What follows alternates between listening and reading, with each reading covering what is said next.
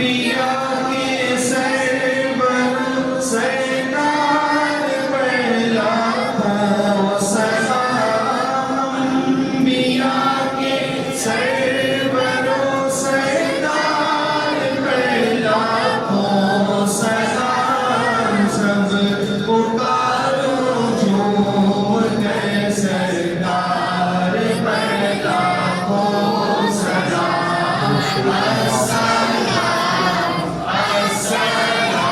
मौला सय्यिदना व मौलाना मुहम्मदिन व बारिक वसल्लम।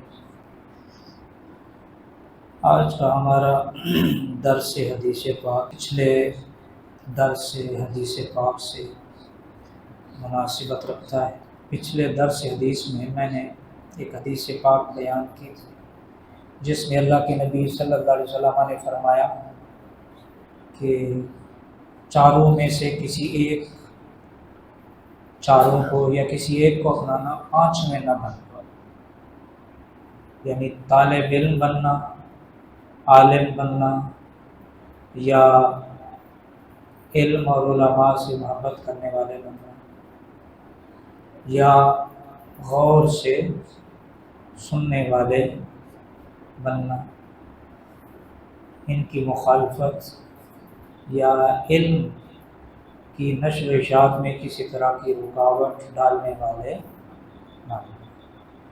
आज हदीस पाक में भी उलमाए किराम की जो अज़मत व शान है वो बयान हो गई। इस हदीस पाक बयान करने से पहले मैं ये अर्ज़ कर दूँ कि ये जो उलमा की अज़मत और शान बयान हो रही है, इसका हरगिज़ ये मकसद नहीं कि मैं कोई आपसे इन हदीस पाक या इस उन्वान से कुछ बयान करके कोई आपसे रिटर्न में कुछ लेना चाहता। लेने से मुराद यह इज़्ज़त, अज़मत, अक़ीदत, एहतराम, हरगिज़ मेरे दिल के किसी कोने में भी इस तरह की कोई चीज़ मौजूद नहीं है और ना ही इसकी ज़रूरत है, क्योंकि मैं जो भी करता हूँ वो किसी को खुश करने के लिए नहीं करता और ना ही इसकी मुझे ज़रूरत है।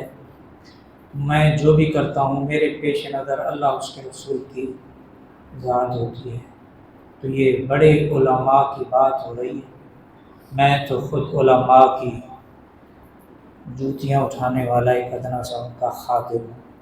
अल्लाह पाक दुनिया में भी उनके साथ वाबस्ता रखे और आखिरत में भी उन्हीं की माहियत अल्लाह नसीब फरमाए। दुरूद शरीफ पढ़े। अल्लाहुम्मा सल्लि अला सय्यिदिना व मौलाना मुहम्मदिन व बारिक। ये जो हदीस पाक मैं आपके सामने बयान कर रहा हूँ, ये क़ुर्रतुल अब्सार एक किताब है जिसका उर्दू में तर्जमा हुआ है दक़ाइक़ुल अब्सार। ये वहाँ से बयान हुआ है हदीस पाक हुज़ूर का फरमान।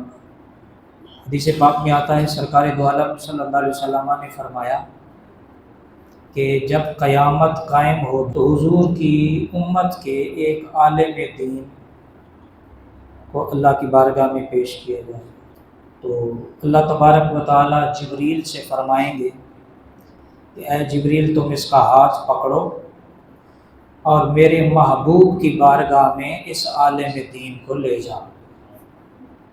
तो हज़रत जिब्रील अलैहिस्सलाम हुज़ूर की उम्मत के एक आलिम दीन का हाथ थामेंगे, पकड़ेंगे और हुज़ूर नबी पाक सल्लल्लाहु अलैहि वसल्लम की बारगाह में हौज़ कौसर पर उस वक़्त हुज़ूर अपनी उम्मत के प्यासों को हौज़ कौसर के बर्तनों में से हौज़ कौसर का पानी पिला है। हज़रत जिब्रील अलैहिस्सलाम जाकर पेश करेंगे कि अल्लाह तबारक व तआला ने मुझे हुक्म दिया कि ये आपकी उम्मत का आलिम है और मेरे रब ने फरमाया मेरे महबूब की बारगाह में से ले जाओ।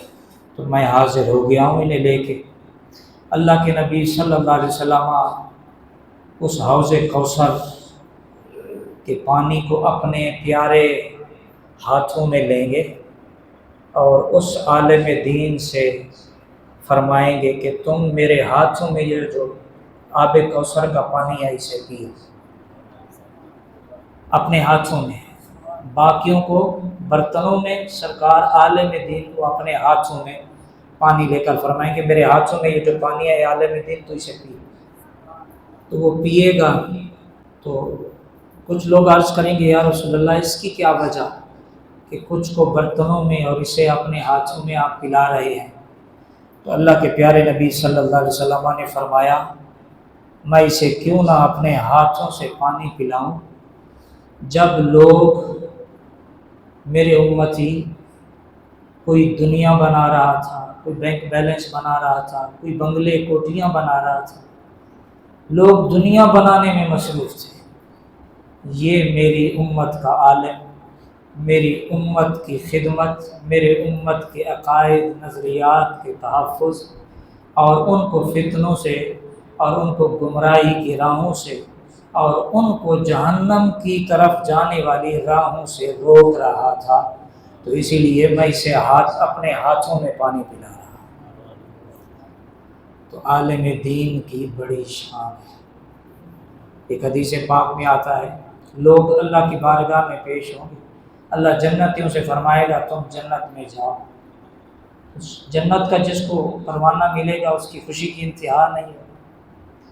جب علماء اللہ کی بارگاہ میں پیش ہوں گے تو اللہ فرمائے گا اب تم یہاں کھڑے ہو کر جس کی بھی تم شفاعت کرو گے، میرے رب کا وعدہ ہے میں کسی کی شفاعت سے تمہیں منع نہیں کروں گا۔ تم جس کا بھی کہو گے کہ یا اللہ اسے بخش دے تو میں تمہارے کہنے پر اس کی بخشش فرما دوں گا اور اسے بھی تمہارے ساتھ جنت میں داخل کر دوں گا۔ تو میرے دوستوں، میرے بھائیوں، ہمیں اپنے مسلک کے علماء سے، مسلک کا میں یہ جو لفظ استعمال کیا ہے اس لیے کیونکہ دور حاضر میں ہم امت محمدیہ میں بڑے بڑے اختلاف پائے جاتے ہیں، تو بالخصوص آپ اس وقت جس مسلک سے وابستہ ہیں اپنے ان مسلک کے علماء سے وابستہ ہے۔ گمراہ لوگ، بے دین لوگ، یہود و نصارہ کے ایجنڈے پہ کام کرنے والے لوگ، بالخصوص فتنہ قادیانی جو ہے، ان کا سب سے پہلا جو وار ہوتا ہے وہ یہ ہوتا ہے کہ یہ لوگوں کے دلوں میں علماء کے حوالے سے بدگمانیاں پیدا کرتے ہیں۔ کیا کرتے ہیں؟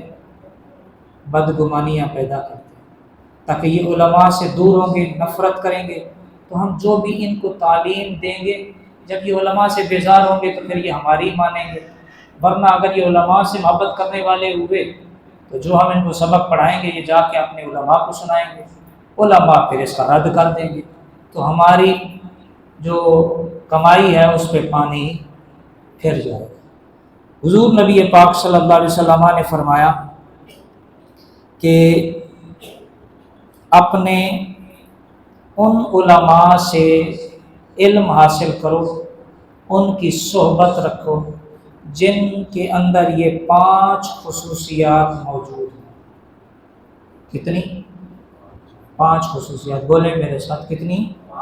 5 خصوصیات ہوں۔ ان علماء کی صحبت کو اپنے اوپر لازم کرو۔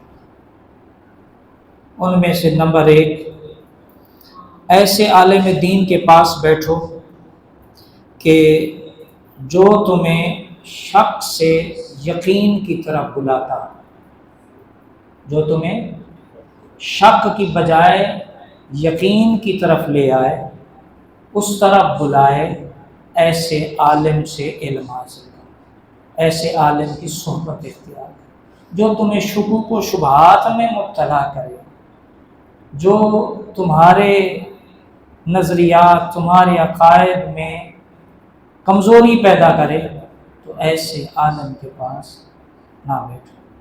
نمبر 2، حضور نبی پاک صلی اللہ علیہ وسلم نے فرمایا جو تمہیں ریا سے اخلاص کی طرف دعوت دیتا ہو، ایسے عالم دین کے پاس بیٹھو۔ ریا، دکھلاوا، اخلاص اللہ کی رضا ہے، اللہ واسطے کا نماز روزہ دین کا کام کوئی بھی ہے، یعنی وہ عالم جو تمہارے اندر بڑائی پیدا نہ کرے کہ تم نے واہ واہ واہ واہ بہت بڑا کام کر دیا، نہ تمہارے اندر اخلاص پیدا کرے، تمہارے اندر عاجزی پیدا کرے کہ بہت کچھ کرنے کے باوجود بھی کہے کہ کبھی اپنے کیے پر نازا مت ہونا، وہ بڑا بے نیاز ہے، وہ بڑے بڑوں کی عبادت منہ پہ مار دیتا ہے، وہ چاہے تو ایک سجدہ کرنے پر بھی بندے کی بخشش کرنا ہے۔ تو جو تمہیں ریاکار بنائے ایسے عالم کے پاس نہ بیٹھنا، جو تمہیں اخلاص کی طرف بلائے، للہیت کی طرف بلائے، اللہ کی رضا کے لیے بلائے، جو تم سے یہ کہے کہ جو بھی کام کرو اللہ کے لیے کرو، نہ کسی دنیا دار کو خوش کرو، نہ دکھاوا کرو، نہ واویلا کرو، نہ اس کی لوگوں سے کوئی داد اور تحسین کی خواہش رکھو، بلکہ جو بھی کام کرو اللہ سے اجر کی طلب رکھو، بس اللہ ہی تمہیں اس کا اجر عطا فرمائے گا۔ نمبر 3 فرمایا ایسے عالم دین کے پاس بیٹھو دنیا کی خواہش سے تمہیں زہد کی طرف بلائے۔ ایسے عالم کے پاس نہ بیٹھو جو تمہیں دنیا کمانے کے گر سکھائے، جو تمہارے دل میں دنیا کی محبت ڈالے، جو تمہیں یہ تو سکھائے کہ پیسہ کیسے کمانا ہے اور تمہیں آخرت کی تیاری کا کوئی طریقہ نہیں سکھائے، یا جس کی محفل میں بیٹھو تمہیں دنیا کی ہی بو آئے، ایسے عالم سے علم حاصل نہ کرو۔ ایسے عالم کے پاس بیٹھو جو تم سے یہ کہے کہ دنیا میں رہنا ہے، دنیا کو اپنے اندر نہیں آنے دینا، دنیا میں رہنا ہے ضرورت کے لیے، اور اتنی زیادہ اس کی حرص میں گم بھی نہیں ہو جانا کہ تم اللہ اور اللہ کے رسول کے احکام سے بے خبر ہو جاؤ، تمہیں نماز کا احساس نہ ہو، تمہیں دین حاصل کرنے کا ہی وقت اور ٹائم نہ ملے، اور سارا دن تم دنیا کمانے میں ہی گم ہو جاؤ، جیسا کہ آج کل ہماری صورتحال ہے کہ دنیا کمانے میں ہم دن رات ایک کیے ہوئے، وقت پر ہم اپنے آفس میں پہنچ جاتے ہیں کیونکہ کہیں ہماری تنخواہ نہ کٹ جائے، اور نماز کا ہمیں کوئی احساس نہیں ہے کہ جماعت کتنے بجے ہے۔ اکثر لوگ بے نمازی جو ہے وہ نماز پڑھ رہے ہوتے ہیں، بغیر جماعت کے پڑھ رہے ہوتے ہیں، اور انہیں احساس نہیں ہے کہ جماعت سے کتنا ثواب ہے، بغیر جماعت کے کتنا ثواب کم ہو جاتا ہے، یا ایک نماز چھوڑنے پر کتنا گناہ ہے۔ اس آخرت جو ہماری لٹ رہی ہے اس کی طرف ہماری کوئی فکر دھیان نہیں ہے۔ تو ایسے عالم کے پاس نہ بیٹھو جو تمہیں دنیا کا پجاری اور دنیا کا جو ہے وہ بندہ بنائے، ایسے عالم کے پاس بیٹھو جو تمہارے اندر قبر کی آخرت کی فکر پیدا کرے، جو تمہیں اعمال صالحہ کی طرف رغبت دلائے اور آخرت کی تیاری کی طرف تمہیں جو ہے وہ کیا ہے دعوت۔ اور چوتھا، حضور نبی پاک صلی اللہ علیہ وسلم نے فرمایا کہ تکبر سے تمہیں عاجزی کی طرف بلائے، اس طرف دعوت دے، تمہارے اندر غرور بڑھائی نہ پیدا کرے بلکہ تمہیں عاجزی کا درس دے، تواضع کا درس دے، انکساری کا درس دے، تمہارے اندر عاجزی پیدا کرے، تمہارے اندر سے میں کا خاتمہ کرے۔ بعض لوگ کہتے ہیں میں نے یہ کیا، میں نے یہ کیا، میں نے یہ کیا، ان کی میں ہی ختم نہیں۔ تو تکبر پیدا نہ کرے، تمہاری ذات پات حسب نسب خاندان ان تمام چیزوں کی آج کل اس پر بھی بڑی ہے نا۔ بعض لوگ کہتے ہیں ہم فلاں ہیں، ہم فلاں ہیں، جب انسان مر جاتا ہے اس کا نام تک بھی چھین لیا جاتا ہے، ایسے ہی ہے نا، یہ جی میت ہے، یہ بالغ ہے تو اس کی یہ دعا پڑھنی، فلاں نابالغ ہے تو اس کی یہ دعا پڑھنی، اور کیا ہے جی جب اس کو چارپائی پہ اٹھائے لیے جا رہے تھے کوئی نہیں کہتا یہ فلانا جا رہا ہے، لوگ کہتے ہیں میت جا رہی ہے۔ ایسے ہی ہے انسان کا دنیا میں ہی سب کچھ چھن جاتا ہے، اور قبرستان میں جب آپ جاتے ہیں کوئی یہ نہیں کہتا یہ فلانے برادری والے کی قبر ہے، فلانے کی قبر ہے، لوگ کہتے ہیں یہ کیا ہے قبرستان، یہ کیا ہے قبروں کی جگہ ہے یہ۔ اللہ اکبر۔ تو اپنے اندر عاجزی جو تمہارے اندر پیدا کرے ایسے عالم کی صحبت اختیار کرو۔ اور پانچویں بات اور آخری بات فرمایا کہ ایسے عالم دین کی صحبت اور ایسے عالم دین سے علم حاصل کرو جو تمہارے اندر دشمنی کی بجائے خیر خواہی والا جذبہ پیدا کرے، جو تمہارے اندر دشمنی کی بجائے خیر خواہی والا جذبہ پیدا کرے۔ علماء حق بھی ہیں، علماء سو بھی ہیں، اچھے علماء بھی ہیں، برے علماء بھی ہیں، اسی لیے تو حضور فرما رہے ہیں بعض لوگ اپنی مسندوں کو اپنی ذات کے لیے استعمال کرتے، بعض لوگ مسندوں پر بیٹھ کر اللہ کا اور اللہ کے رسول کا فرمان سنا کر وہ ان کی ہمدردیاں سمیٹ کے اپنے دشمنوں کے خلاف پھر لوگوں کو کیا کرتے ہیں؟ استعمال.